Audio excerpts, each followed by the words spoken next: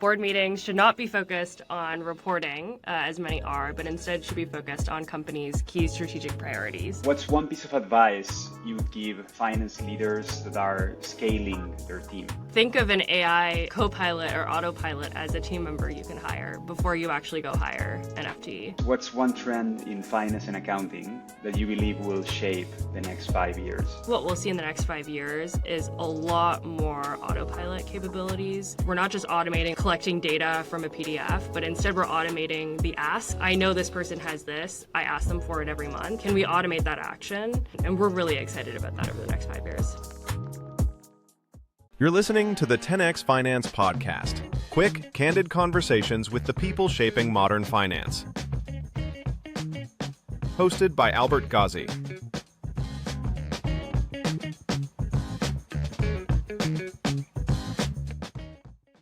Hello, everyone, and welcome to the 10X Finance Podcast, where we dive into the real challenges and opportunities shaping modern finance teams. I'm Albert Gozzi, co-founder and CEO at Alysaa, and I'm joined by Alysaa Co, partner at BCV. Alysaa, great to have you here. Thanks for having me, Albert. Right. I'm of course very familiar. BCV is an investor in Alysaa. Alysaa comes to every board meeting. But for those of you in the audience that might not know BCV, can you tell us a little bit about the fund? Definitely. And it's great to be on here. I feel like we've worked so closely together over the last 2 or 3 years. And so a podcast is sort of formalizing that in some ways. But yeah, I'm Alysaa, as Albert mentioned. I'm a partner here at Bain Capital Ventures. We are a multi-stage venture firm as part of the broader Bain Capital ecosystem. For those who are less familiar, Bain Capital is a large private equity firm, and we invest as part of that firm in pre-seed through pre-IPO opportunities. We mainly invest across 4 key areas: application software, infrastructre, commerce, and fintech. All right. So if you've seen the podcast, you know how we start. So what's your hot take? Definitely. Well, it's relevant given how Albert introduced me, given I go to the LF board meetings. But my hot take is that board meetings should not be focused on reporting, as many are, but instead should be focused on companies' key strategic priorities. We shouldn't be focused on reading out financials or things that could be easily shared in a pre-read. Let's get down to sort of the core things of the business that really move the needle. Perfect. So let's dissect that and go deeper into some of those. So you're saying board meetings shouldn't be about reporting. I know, because we talked about this before, that it doesn't mean that like reporting shouldn't happen. So like, how should the reporting happen so it's not part of the board meeting, but like still the information is there for people to have context? Yeah, definitely. I think it's an important call out, which is that I'm not saying reporting is not important. I think reporting is something that can be done before a board meeting. You can share a set of financials and key metrics of a business, send it 3 to 5 days in advance to your board members, and have them comment async. It also allows you to centralize the conversation on metrics that do matter in reporting. Board members can comment and say, I'd love to dive more into this number, or I'd love to discuss how we can move the needle on this. Some of those things can be discussed ad hoc or async in those comments. And then you can sort of decide on the 2 to 3 things that everyone coalesces on. Yeah, this is really worth a discussion in the meeting. And it just like elevates the conversation around reporting in the board meeting to not be a readout. I've been part of these board meetings that are like, let's go line by line down the income statement and talk about every dollar and every expense. And that just doesn't really do anyone justice in that conversation. I mean, now you go to many boards, so you see like a wide variety of how founders approach it. You know, I have an N of 1, which is our left for meetings. Still talking about some of that pre-read that takes reporting out of the way so we can discuss other topics. What are some of the best things that you've seen founders do that maybe are not widespread? Maybe like founders that you worked are particularly good at either summarize reporting or actually a lot of detail. You know, what jumps out? Yeah, I mean, not to call out Aleph as best in class on this dimension, but there's 2 things. One, when you dog feed your own product and your product is an FP&A AI-powered reporting tool, it makes your reporting really high quality.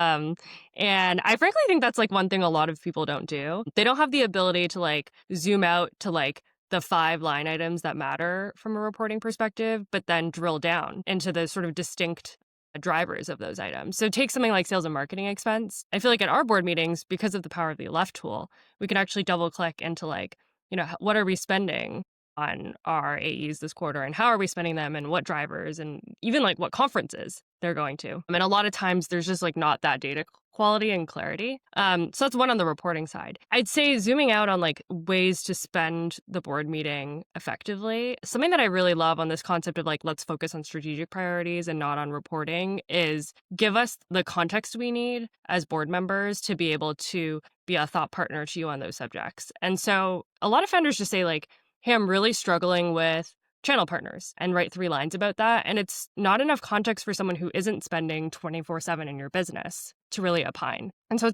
if it's a real strategic priority that you want your board members to think through, think of contacts that they can lean on to ask for advice for you and really be a participant of that conversation, you need to write robust context on, what we've tried, what's working, what's not working. That usually looks like 1 to 2 pages. And then your board members need to commit to pre-reading that so that when you come to the conversation, you're really having sort of a real deep conversation instead of a shallow one. Yeah, and I think that's a great, like as I was saying earlier, of like getting reporting out of the way.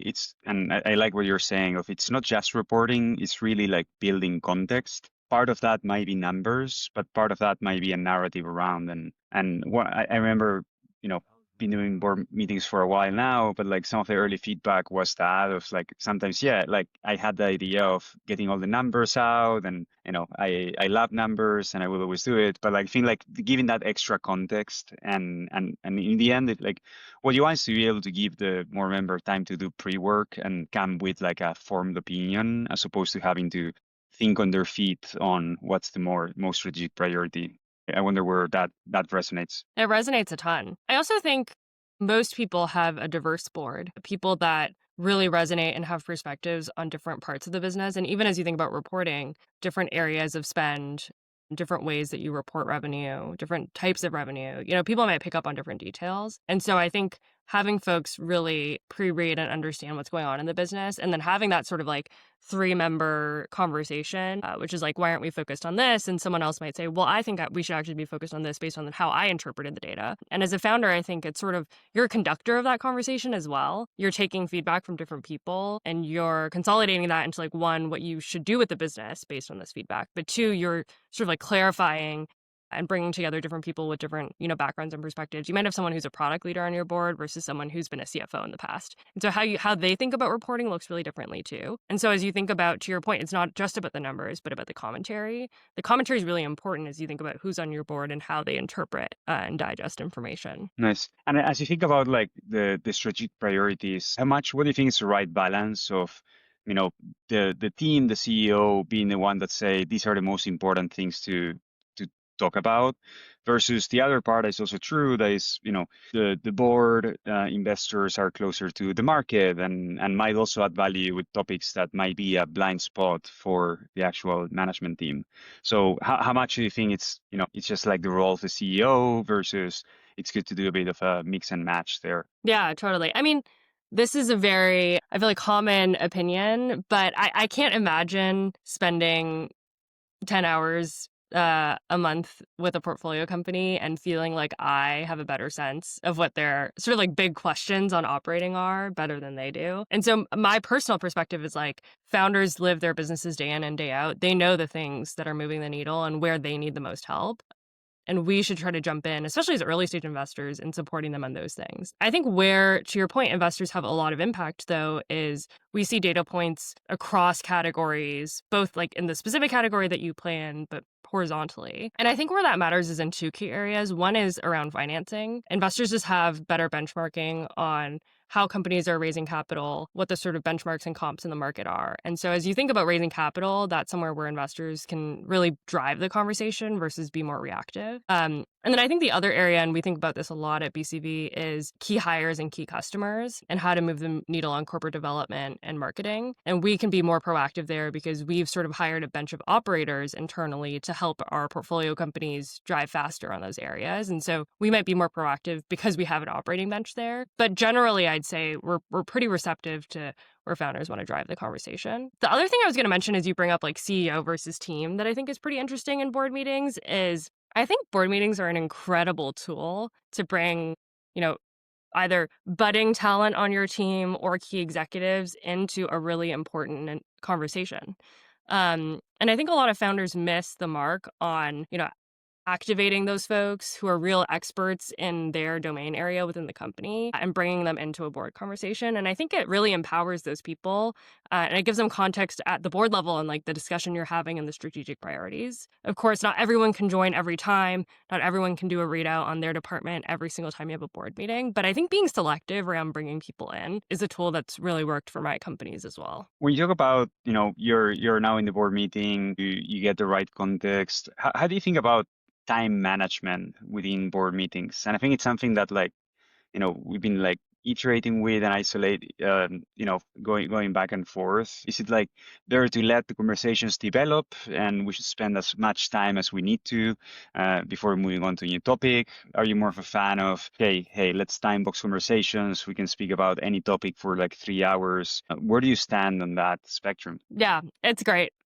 question. And it sort of goes back to this reporting conversation, which is like, if you're getting rid of the sort of like pre-read relevant topics, then hopefully you're able to focus on the strategic priorities. Obviously, strategic priorities have like varying level of importance. And one thing I don't see founders do enough is order the topics of conversation in order of importance. Let's start with the biggest, most important subjects. That way, if we have 5 things we want to talk about and we don't have time for the last 2, hopefully they weren't as needle moving. But also we could maybe find 30 to 45 minutes 2 weeks from now to finish those conversations if you feel like they're very necessary. Hopefully we've like prioritized the flow of conversation in such a way that we've tackled the first 3. To your point on like flow and whether you let conversations sort of happen organically versus time box things, I think you have to time box these conversations. It's like any meeting. You set an agenda, you set times that you're going to talk about things, and you cut sort of the conversation where it is. I think there's a lot of, we talked about it earlier, this like back and forth discourse between board members. And I think it's helpful, but there's diminishing returns when that happens for 20 to 30 minutes. And so as a founder, I think you have to reflect while you're in that conversation and say, have I gotten enough feedback on this topic? And have I heard both sides to then go back and think about the right path forward? I think rarely in board meetings do I see people actually like get to the answer and say like, hey, we're going to move in this direction now. I think really the board meeting is like, here's 3 different perspectives on this topic, and you go back, talk to your team, have way more context and data, and make a decision after the fact. And I think that's another big failure of board meetings, that you try to get to like the answer instead of just like hearing different points of view and empower you to make the right decision. Makes a lot of sense. Maybe one final question on the topic of board meetings before we move on to the rapid fire. Are there any specific slides or any specific material that you particularly like, or any slide that you see often that you actually dislike in terms of like format, content? Not to throw hate on any of my companies. I mean, obviously this varies based on what's important to your business. So I don't want to use this specific example as sort of like a broad statement. But one thing I see, for example, on marketing callouts is like, and I think this happens in particular with marketing because there's so much detail you can go into on like funnel, for example, and like MQLs to SQLs and where you're doing all of the spend. And I find marketing slides as part of board meetings tend to be like very data dense and often like in a way that's not productive to like having a conversation, especially as someone who's not in the business. I don't know how many conferences you should go to every year. And I don't know how much you should spend on your booth. And if I don't have like any feedback to provide on that, maybe it shouldn't be in the board materials. So I think that is sort of like a helpful framework of like, is the level of detail so granular that the person who's not in the business can't really add any helpful commentary to that conversation? And if so, let's not include that. Let's sort of like elevate it to the level that's helpful enough for someone to opine. The slides I love in it, and we were talking about this before on the strategic priorities, is like, let's empower people with the details they do need on like the 3 strategic priorities and like pretty lengthy to be able to have those conversations. And so those are like my favorite topics. It's like the 3 sort of like one-pagers I get before a board meeting that's encapsulating like all of the thoughts that the business has had and the leaders have had on this topic and like all of the sort of like internal wrestling we've done. And I think that back and forth, like, hey, we've tried this, we've tried that, these 2 people disagree on the approach here. I think all of that is like really valuable, and not a lot of people capture all of it when they're preparing board materials. All right. I think there's a lot more to go in depth here, but we're getting to the end of the episode. Maybe we should do a follow-up, Alyssa, where we do some of our template marketing slide for a board meeting, your seal of approval. We should. I just want to say the overarching comment to these questions is if you use Aleph, your board meetings will be seamless. That's sort of the main takeaway. Perfect. And I will go and take some notes and learnings for our internal board meetings as well. All right. So as we go, we typically do a rapid fire wrap up. Are you ready to go? I'm ready. All right. What's one mistake you see finance teams make over and over again? We talked about this a little bit already. This sort of reporting at too granular a detail for anyone to understand what's actually important in the business. If you show 30 line items in your P&L, it's hard to know what 5 matter. Every time I need more clarity, I start from a blank page and I call it like a napkin math. And like, if your math doesn't fit in a napkin, maybe it's like you're starting to detail. I love that. What's one piece of advice you would give finance leaders that are scaling their team? This is very sort of 2025, but think of an AI co-pilot or autopilot as a team member you can hire before you actually go hire an FTE.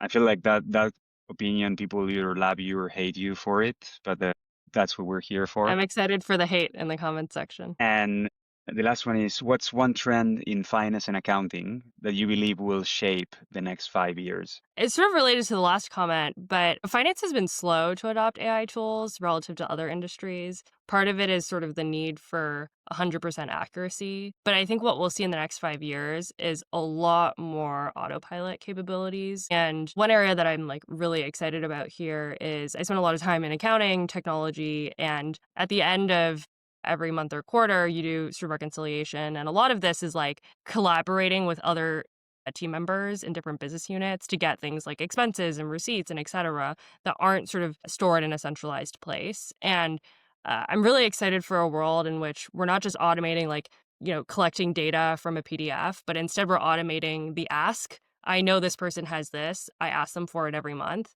Can we automate that action? And really a lot of that is like the admin work that's owned by accounting and finance teams. And I think it'll really help elevate them. Today, the things that's missing is context and being able to actually take action. And we're really excited about that over the next 5 years. So my agent talking to your agent to figure the numbers out. Exactly. Maybe one day we'll have agent to agent board meetings. That'll be a crazy world. Like get some time back to do other stuff. All right, Elisa, thanks so much for coming to the podcast. It's been a pleasure to have you. Thanks for having me. That's it for this episode of the 10X Finance Podcast, bringing you sharp, real-world finance conversations powered by Aleph. Learn more at getaleph.com. That's GETALEPH.com.